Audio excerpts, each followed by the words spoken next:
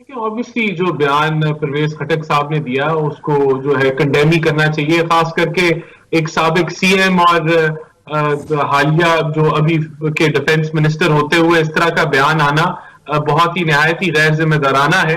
लेकिन इस इंसिडेंट के ऊपर मैं यही कहूंगा कि जो खतरनाक चीज है वो ये है कि जिन लोगों ने ये अमल किया, उनके जब इंटरव्यू आए तो वो बड़े उस अमल के ऊपर खड़े नजर आ रहे थे कि हमने बिल्कुल ठीक किया। तो ये जो असल जो खतरा है वो ये सोच का है, और ये सोच क्यों जन्म दी उसकी उसका भी एक बैकग्राउंड है।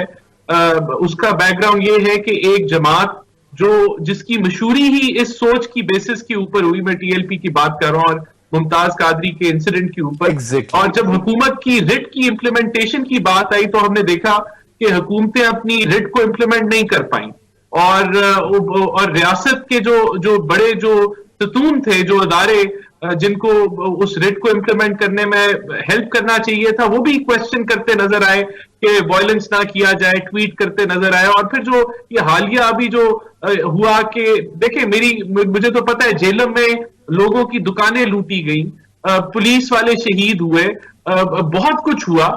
और फिर आपने देखा कि जो है वो फौरन बैकआउट हो गई हुकूमत, उन पे रॉ के मुलव्वस होने के इल्जामात लगे। और एग्जैक्टली फिर और उससे एक बढ़ के कैबिनेट जमीर मीटिंग में साहब, ये डिसाइड भी हो गया था कि they will be dealt with iron hand, लेकिन उसके बाद फिर मामला तब्दील हो जमीर गया। साहब उससे बढ़ के देखें, जो जो टीटीपी के जो जो हमारे जो निगोसिएशन हुई और उनके पता नहीं को 150 जो प्रिजनर्स हैं उनको छोड़ दिया गया, जहां 70,000 बंदा मरा, तो वहां भी रिट ने जो है सही, वो निगोसिएशंस कर ली। तो मैं समझता हूं कि लेकिन इन जब सब ये चीजों के प्रेसिडेंट बावजूद अखलाकी या गैर अखलाकी बात का तो जवाब ही नहीं बनता।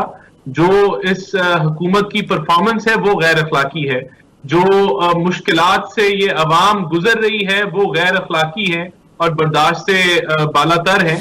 तो मैं समझता हूं कि ये बिल्कुल हमारा राइट है कि हम उस दिन जो है हम भी परेड करें और हम इस अवाम के जो मसाइल हैं उनको उजागर करें और इस्लामाबाद में सब इकट्ठे हों।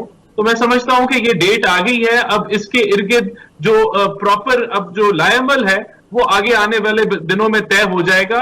और हमारा ये बिलीफ है, देखें इस वक्त ये जो हाइब्रिड निजाम है ये फेल हो गया है डिलीवर करने में।